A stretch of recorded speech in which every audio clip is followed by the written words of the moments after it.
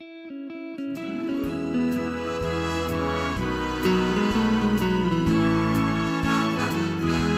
a beautiful morning, it's a wonderful day,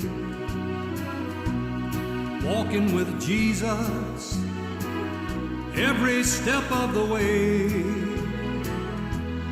He's got a blessing waiting for you today. It's a beautiful morning, it's a beautiful morning, it's a wonderful day. It's a beautiful morning, it's a wonderful day. நல்ல பிதாவே, இயேசு கிறிஸ்துவின் விலையேறப்பட்ட நாமத்தில் உம்முடைய சமூகத்தில் வருகிறோம். தினந்தோறும் தேவ வார்த்தை தியானத்திற்கு கர்த்தர் எங்களை அழைத்து வந்து உடைய வார்த்தைகளை கொடுத்து ஆண்டவரே உடைய வார்த்தையின் ஆழங்களை பகிர்ந்து கொடுக்கிறதுக்காக பரிசுத்த ஆவியானவருடைய ஊழியத்தையும் எங்களுக்கு ஆயத்தமாக்கி வைத்திருக்கிறபடி நாளை ஸ்தோத்திரம். ஆண்டவரே ஸ்தோத்திர கர்த்தாவே, நன்றியோடு நாங்கள் உண்மை துதிக்கிறோம். நீர் எங்களுக்கு பாராட்டி நம்முடைய மேன்மையான கிருபைகளை கர்த்தாவை நினைத்து உடைய நாமத்தை நாங்கள் தொழுது கொள்கிறோம். இப்பொழுதும் கூட ஆண்டவரே உண்மை பாடி மகிழ உடைய வார்த்தைகளை கேட்க எங்களை ஆயத்தப்படுத்தியர்களும் பரிசுத்த ஆவியானவருடைய ஊழியத்தை அதிகமாய் வரவேற்கிறவர்களை தாழ்த்தி உடைய சமூகத்தில் ஒப்புக் கொடுக்கிறோம். எங்கள் ஆவி ஆத்மா சரீரத்தை உடைய சித்தத்தை நோக்கி பிரதிஷ்டை செய்கிறோம். இயேசுவின் நாமத்தில் ஒப்புக் கொடுக்கிறோம் நல்ல பிதாவே, ஆமென்.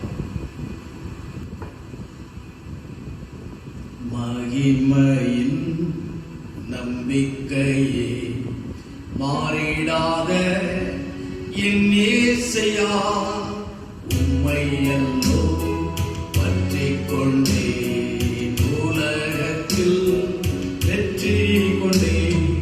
மகிமையின் நம்பிக்கையே மாறிடாத என் இயேசையா, உம்மையல்லோ கொண்டே உலகத்தில் வெற்றி கொண்டே. துதித்து துதித்து மகிழ்ந்து புகழ்ந்து தூயவர் உம்மை நான் பாடுவேன். துதித்து துதித்து மகிழ்ந்து புகழ்ந்து தூயவர் உம்மை நான் பாடுவேன்.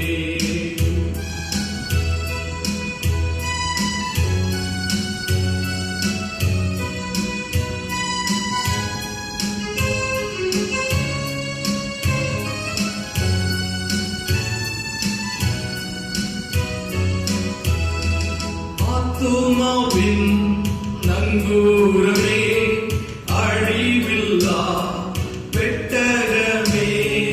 ஆத்துமாவின் நங்கூரமே, அழிவில்லா பெட்டகமே.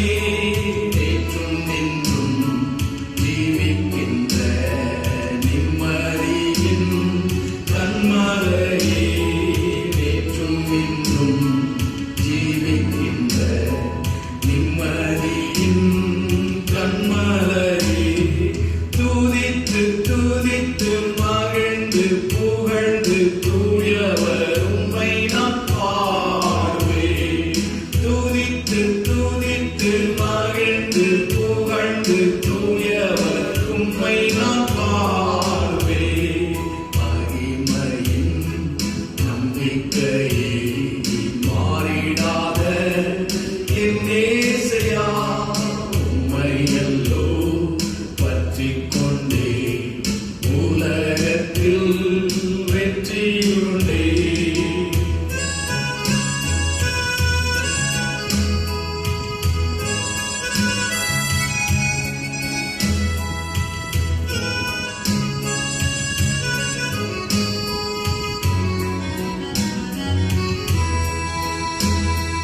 பள்ளத்தாக்கில் நடந்தாலும் பயமில்லை, பாதிப்பில்லை.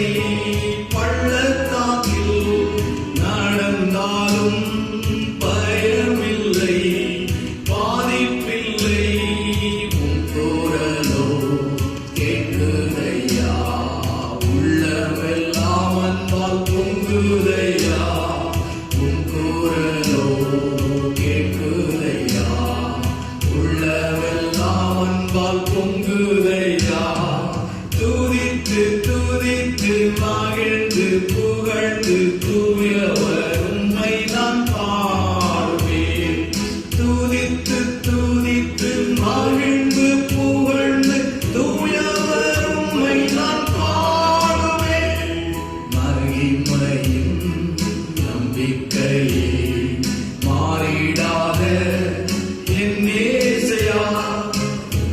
உம்மையல்லோ பற்றிக் கொண்டே உலகத்தில் வெற்றி கொண்டே.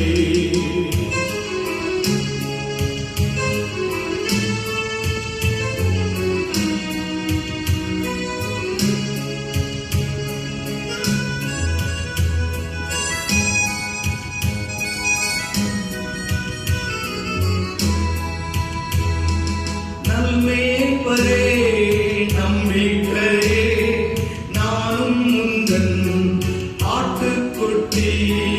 நல்மேய்ப்பரே நம்பிக்கையே நானும் உந்தன் ஆட்டுக்குட்டி. உம்மைத்தானே பின்தொடர்ந்தே உம் தோளில்தான் நான் இருந்தேன். உம்மைத்தானே பின்தொடர்ந்தே உம் தோளில்தான் நான் இருந்தேன். துதித்து துதித்து மகிழ்ந்து புகழ்ந்து தூயவர் உம்மை நான் பாடுவேன். துதித்து துதித்து மகிழ்ந்து புகழ்ந்து தூயவர் உம்மை நான் பாடுவேன். மகிமையின் நம்பிக்கையே மாறிடாத என் இயேசையா உம்மையல்லோ பற்றிக் கொண்டே உலகத்தில் வெற்றி கொண்டே.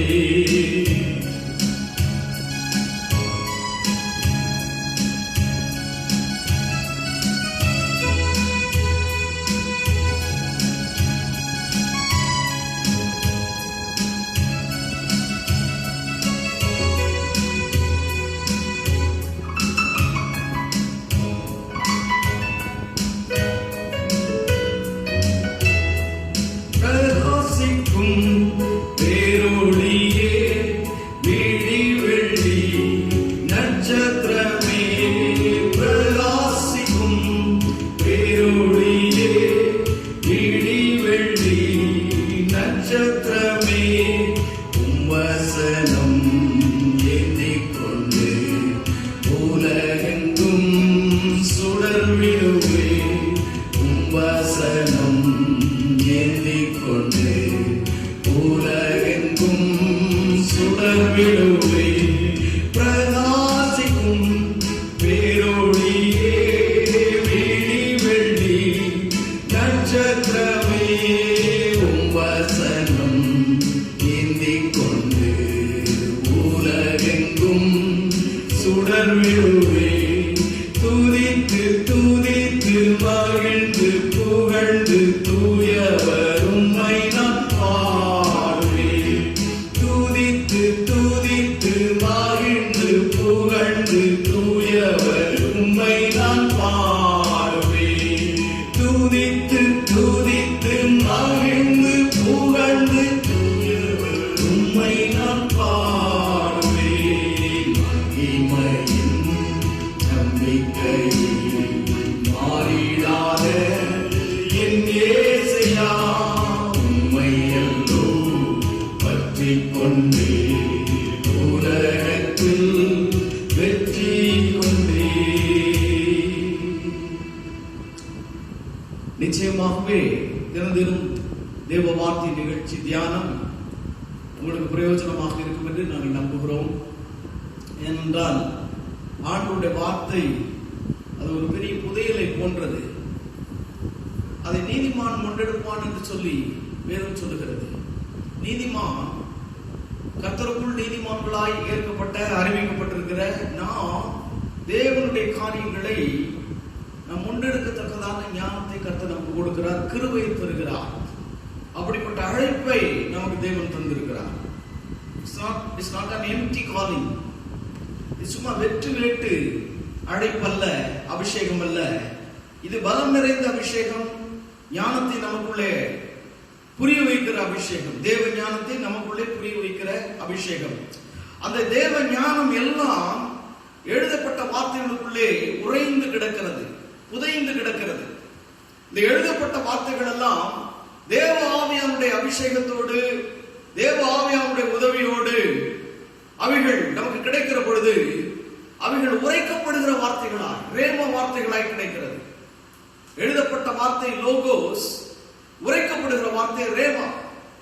இந்த தங்க புதையலை போன்ற இந்த வார்த்தைகளுக்குள்ளே தேவன் வைத்திருக்கிற ஞானம், ரகசியம், பொக்கிஷம், அறிவு, இவைகளெல்லாம் தேவ ஆவியானுடைய உதவியோடு நமக்கு கிடைக்கிற பொழுது அவைகள் எழுதப்பட்ட வார்த்தைகள் எல்லாம் இப்பொழுது உரைக்கப்படுகிற வார்த்தைகளாக, நம்மை வந்து அடைகிற வார்த்தைகளாக, உங்களை வந்து அடைகிற வார்த்தைகளாய் மாறுகிறது.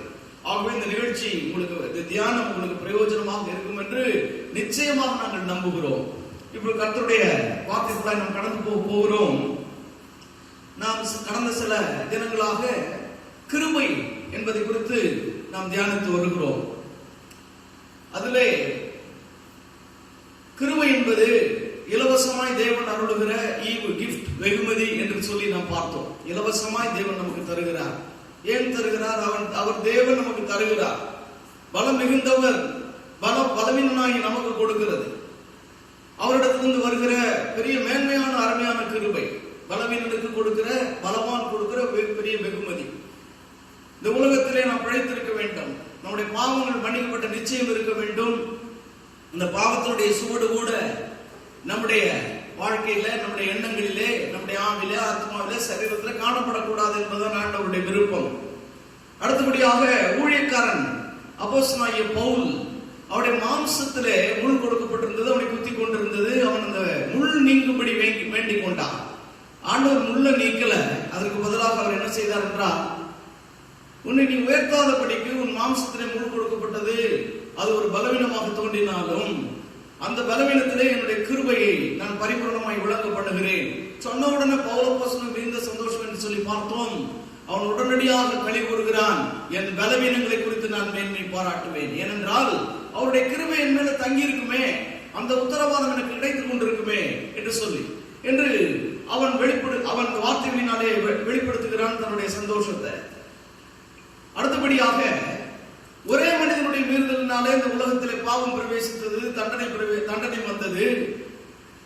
அதை காட்டிலும் நீதியாகிய ஈவின் பரிபூரணத்தை பெறுகிறவர்கள், இயேசு கிறிஸ்துவின் மூலமாய் வருகிறதான நீதியாகிய ஈவின் பரிபூரணத்தை அடைகிறவர்கள் ஜீவனை அடைந்து ஆளுவார்களே, அது நிச்சயமாமே என்று சொல்லி கர்த்தர் நமக்கு அந்த கிருபை நமக்கு தருகிறார். பாவத்தின் மேலே ஒரு ஆளுகையை, பாவத்தை மேலே ஒரு ஆளுகையை தேவன் தருகிறார். God does not want to kill you, but He wants me not to fail. கவனிங்கள், ஆண்டவர் He does not want to kill you, He does not want to kill me, but He does not want me to fail. He does not want you to fail. நீ தோற்று போனவளாக நீ நிற்க கூடாது என்பதில் கர்த்தர் ரொம்ப கவனமாக இருக்கிறார். ஆகவேதான் நேற்றைய தியானத்தில் பார்த்தோம், ஆதாமே நீ எங்கே இருக்கிறாய்? தேடியே வந்தார். அவருடைய எண்ணங்கள் எல்லாம் மனிதனை பின்தொடர்ந்து கொண்டே இருக்கிறது. ஆதி முதலாய் மனிதனை பின்தொடர்ந்து கொண்டே இருக்கிற தேவன், நிழலாய் வருகிற தேவன். வேதம் சொல்லுகிறது, அவர் என் வலப்பக்கத்திலே, அவர் என்று சொல்லுகிறது, சங்கீதக்காரன் சொல்லுகிறான், அவர் நிழலாய் இருக்கிற தேவன், பின்தொடர்ந்து கொண்டே இருக்கிறார். இன்றைக்கு ஊழியக்காரருக்கு கர்த்தர் கொடுக்கக்கூடிய காரியங்களை, அந்த கிருபை அவங்கள என்ன செய்து அல்லது அவர்களுக்கு எப்படி அது பிரயோஜனமாக இருக்கிறது என்று சொல்லி நாம் பார்க்க போகிறோம். எபேசியர் நிருபத்துல 3வது அதிகாரம் 7வது வசனத்தை நான் வாசிக்கிறேன். அதுக்கு பிறகு தொடர்ந்து வாசிக்க போகிறோம். இதுதான் இன்றைக்கு திறவுகோல் வசனம், நமக்கு தியான வசனம். 3வது அதிகாரம் 7வது வசனம், எபேசியர் நிருபம். தேவனுடைய பலத்த சத்துவத்தால் எனக்கு அளிக்கப்பட்ட வரமாகிய அவருடைய கிருபையினாலே இந்த சுவிசேஷத்திற்கு ஊழியக்காரனானேன். கர்த்தர் அந்த மனிதனை புறஜாதிகளுக்குள்ளே கிறிஸ்துவை அறிவிக்கும்படியான் இந்த மனிதனை தெரிந்து கொள்ளுகிறார். அப்போஸ்தலனாகிய பவுலை தெரிந்து கொள்ளுகிறார். இந்த பவுலை குறித்த முந்தைய அவனுடைய வரலாறு நமக்கு தெரியும். அவன் சவுல் என்ற பெயரோடு சபைகளை துன்புறுத்தினவன், ஊழியக்காரர்களுடைய அநேகரை அடித்து காயப்படுத்தினவன், குற்றையிலும் குலையிலுமாய் போட்டுவிட்டு வந்தவன். ஸ்தேவான் என்கிற கர்த்தருடைய இரத்த சாட்சி அந்த மனிதன் ஊழியக்காரனாக இருந்த அந்த கர்த்தருடைய சாட்சி அவன் மரிக்கும் பொழுது இந்த சவுல் என்கிற வாலிபன் பாதத்திலே எல்லாரும் சட்டைகளை கலட்டி வைத்தார்கள் அவனை கொல்லுவதற்காக என்று சொல்லி நாம் பார்த்தோம், நாம் வாசிக்கிறோம். அந்த சவுல் சபைகளை துன்புறுத்தினவன். அப்போஸ்தலர் நடவடிக்கையில் பார்ப்பீர்களானால் அதை குறித்து பின்வரும் தியானங்களில் நாம் பார்ப்போம். இப்பொழுது ஒரு கோடிட்டு மாத்திரம் நான் காட்ட விரும்புகிறேன். அப்போஸ்தலர் நடவடிக்கை 11வது அதிகாரம். இந்த 11வது அதிகாரத்திலே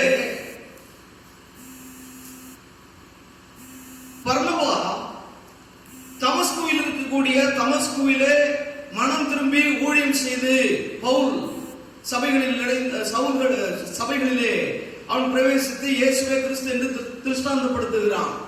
இயேசுவே மீட்பர் என்பதை அவன் திருஷ்டாந்தப்படுத்துகிறான். இயேசுவே மேசியா என்பதை திருஷ்டாந்தப்படுத்துகிறான். அவன் ஊழியம் செய்கிறான். யாருக்கு செய்கிறான்? அங்கே தமஸ்குவில் இருக்கக்கூடிய விசுவாசிகளானவர்களுக்கு. கவனிங்கள். ஆனால் 27வது வசனம் 9வது அதிகாரம் அப்போஸ்தலர் நடவடிக்கை 9வது அதிகாரம் 27வது வசனத்துல பர்னபா என்பவன் அவனை சேர்த்துக் கொண்டான் என்று பார்க்கிறோம். யார? பவுலை. அதுக்கு முன்னால் அவன் சவுல். அவனை சேர்த்துக் கொண்டான். இதுக்கு முந்தின வசனத்தில் என்ன சொல்கிறது என்றால் இவனை சபையார் ஏற்றுக்கொள்ளவில்லை. முந்தின வசனத்தை பாருங்க, 26வது வசனம். சவுல் எருசலேமுக்கு வந்து சீஷனுடனே சேர்ந்து கொள்ள பார்த்தான். அவர்கள் அவனை சீஷன் என்று நம்பாமல் எல்லோரும் அவனுக்கு பயந்திருந்தார்கள். ஆனால் பர்னபா கர்த்தருடைய அபிஷேகம் அவன் மேல் இருக்கிறது, கர்த்தருடைய அழைப்பு அவன் மேல் இருக்கிறது என்பதை கண்டுகொண்டவனாய் ஆவியானவராலே அந்த உணர்வை பெற்றவனாய் அடுத்த வசனத்துல அப்பொழுது பர்னபா என்பவன் சவுல் என்பவனை சேர்த்துக் கொண்டு அப்போஸ்தலரிடத்தில் அழைத்துக் கொண்டு போய் வழியிலே அவன் கர்த்தரை கண்ட விதத்தையும் அவர் அவனுடைய பேசினதையும் தமஸ்குவில் அவன் இயேசுவின் நாமத்தினாலே தைரியமாய் பிரசங்கித்ததையும் அவர்களுக்கு விவரித்து சொன்னான். அதன் பின்பு சவுல் எருசலேமே அவர்களிடத்தில் போக்கும் வரத்துமாய் இருந்து கர்த்தராகிய இயேசுவின் நாமத்தினாலே தைரியமாய் பிரசங்கித்து கிரேக்கருடனே பேசி தர்க்கித்தான். அவர்களோ சவுலை கொலை செய்ய எத்தனம் பண்ணினார்கள். ஒரு காரியத்தை கவனிக்கணும். இவனை முழுமையாக எருசலேம் சபையார் ஏற்றுக்கொண்டது போல தோணவில்லை இந்த வசனங்கள் எல்லாம் பார்க்கிற பொழுது. But he was ready to preach the gospel to the Gentiles, to the Greek. கிரேக்கர்களுக்கும் மற்றவர்களுக்கும் கர்த்தராகிய இயேசுவை குறித்து பிரசங்கிப்பதை அதிகமாய் அவன் செய்தான்.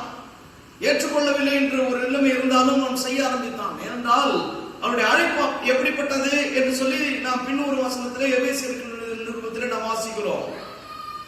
மறுபடியுமாக அப்போஸ்தலர் நடவடிக்கை 11வது அதிகாரம் எருசலேம் சபையார் அந்தியோகியாவிலே கூடுகிற கூட்டத்தை பார்த்து அங்கே பர்னபாவை அனுப்புகிறார்கள்.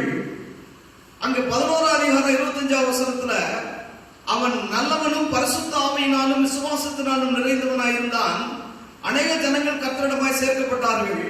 பர்னபா கவனிங்க 25வது வசனம். பின்பு பர்னபா சவுலை தேடும்படி தர்சுவுக்கு புறப்பட்டு போய் அவனை கண்டு அந்தியோகியாவுக்கு அழைத்துக் கொண்டு வந்தான். இப்ப கர்த்தருடைய ஊழியம் அழைப்பு என்கிற மேன்மையான ஒரு காரியத்தை சவுல் என்கிற இந்த பவுல் பெற்றவனாயிருக்கிறான். ஆனால் அவனை சபைக்கு அடையாளப்படுத்தினவன் யார் என்று சொன்னால் பர்னபா. இப்ப இந்த பர்னபா சவுலை பவுலாக இந்த ஊழிய சபைகளுக்கு எருசலேம் சபைக்கும் அந்தியோகியா சபைக்கும் அவன் அடையாளப்படுத்தினாலும் கர்த்தர் அவன் பேரிலே வைத்திருந்த விசேஷித்த கிருபைகளை பவுலே விளக்கி சொல்லுகிற பொழுது நமக்கு மிகுந்த சந்தோஷம் உண்டாகிறது. அதுதான் எபேசியர் நிருபத்திலே நாம் இப்பொழுது தியானத்துக்கு எடுத்துக் கொண்டிருக்கிற திறவுகோல் வசனம். மறுபடியுமாக நாம் எபேசியர் நிருபத்திற்கு கடந்து வருவோம்.